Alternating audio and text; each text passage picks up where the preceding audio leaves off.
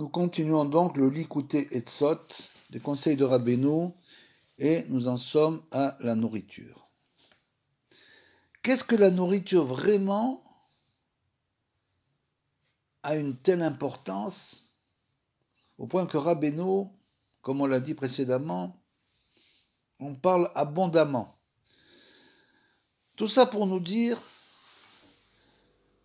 comme il y a une Torah comme ça dans le Likutei Halachot, que l'homme pense que le Ikar c'est la Torah au Mitzvot Vemasim Tovim. Et il dit le Ikar de la Torah, Mitzvot Masim Tovim, c'est ce qui représente le service divin. Et il nous dit justement que celui qui pense comme ça inverse la Torah. Pourquoi inverse la Torah? Parce qu'il dit qui est le Eved Hashem? Qui c'est qui est le serviteur de Hashem? Le corps ou la neshama? Et là-bas, il explique que tout ce qui représente la Torah, c'est un niveau très élevé, bien sûr. C'est le niveau le plus élevé, la Torah. Les mitzvot représentent le niveau le plus élevé de l'homme. Et naturellement, cela représente la neshama, mais pas le corps. Le corps, lui, il demande sans arrêt à recevoir. Il a un désir de recevoir, donc les tavot, les désirs de l'homme proviennent du corps. Donc c'est là-bas que l'homme est le Eved, et le serviteur de Hachem. Il doit servir Hachem avec son corps, pas avec sa neshama. C'est là-bas qu'il doit faire la réparation. Et c'est pour ça qu'il nous parle de toutes les tavot, des désirs de l'homme, et il nous dit Kol tavot em bechinat klipot vemotarot. Tous ces désirs corporels, exacerbés bien sûr, quand ils dépassent leurs limites, quand ils ne sont plus dans la sainteté, dans la kedusha, toutes ces tavot représentent les impuretés et les écorces. Et les motarot. Et en fait, c'est une chose superflue. Qui belotavot yachol hagouf litkayem. Parce que sans ces désirs, le corps peut très bien vivre. Il n'a pas besoin de tous ces désirs exacerbés pour vivre. Ukshemit gabrim atavot ala adam, i idgabrut aklipot ala kedusha. Et quand l'homme, comme on l'a dit, exacerbe tous ses désirs, il les met en avant, alors bien sûr, cela représente un renforcement des impuretés, des écorces et des motarotes et des choses superflues. C'est-à-dire que dès l'instant où l'homme tombe dans ses désirs après lesquels il court toute la journée, Dieu préserve, alors bien sûr, il ne peut plus résister au Yetzer Hara. Verashi ta'avot em ta'avot achilat veshtia. Et nous dit Rabbeinu, un grand chidouche,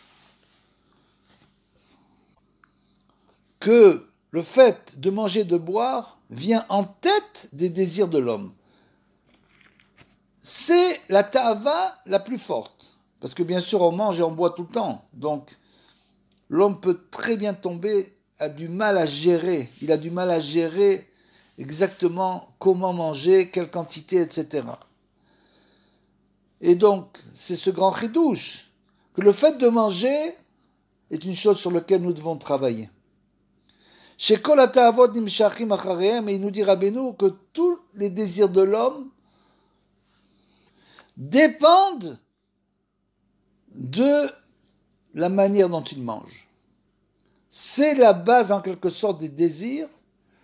Si l'homme fait attention, essaye de manger plus dans la sainteté, c'est-à-dire sans avoir un désir excessif de manger, alors il pourra aussi gérer ses autres passions.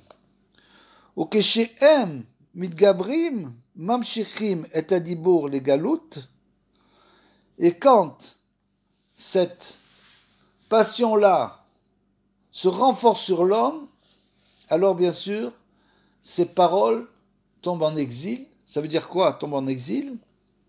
Ve'az ou bechinat nichar grono, il est en quelque sorte comme étouffé.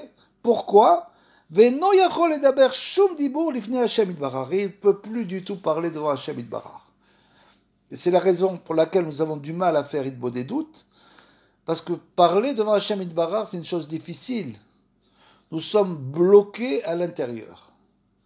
Comment nous débloquer? En travaillant sur nos désirs.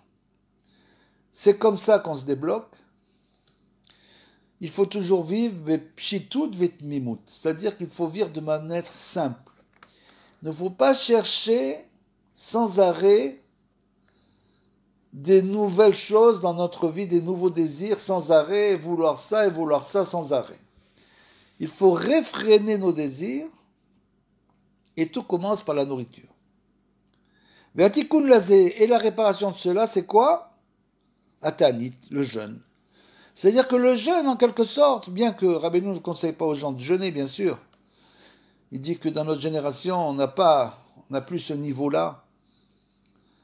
Mais malgré tout, quand il dit le jeûne, ça veut dire aussi restreindre sa nourriture. C'est-à-dire de ne manger uniquement quand nous avons faim. Le superflu, c'est de manger quand on n'a pas faim. Et ça, c'est vraiment du superflu. Donc il faut arriver à régler notre manière de manger avec notre esprit et pas avec notre appétit. Et à ce moment-là, un homme qui arrive à ce niveau peut parler avec Hachem. Il arrive à converser librement avec Hachem. Il a débloqué tous ces empêchements. Et dès l'instant où un homme atteint ce niveau, il a le pouvoir, puisque lui-même atteint un niveau de réparation, il a donc le pouvoir de pouvoir rapprocher tout ce qui était éloigné. Chez Zeikar Shlimut Haemuna, et ça représente l'essentiel de la foi, c'est-à-dire d'arriver à ce niveau-là, de pouvoir rapprocher les autres de Hashem Itbarach, ve'az achilato yekara meod. Et une personne, un tzaddik qui arrive à ce niveau, parce que c'est déjà des niveaux de grands tzaddikim, il ne faut pas s'imaginer qu'on arrive à ces niveaux, mais on essaye d'arriver le plus près possible, par rapport à notre niveau, chacun selon son niveau, et surtout se rapprocher du tzaddik, puisque de lui on reçoit cette énergie qui nous permet de nous renforcer sur les désirs. Qui n'a assez yechud gadol al yede achilato, et celui-là qui arrive à ce niveau, il arrive même à faire des yechudim, c'est-à-dire des unions des noms divins, uniquement par le fait de manger.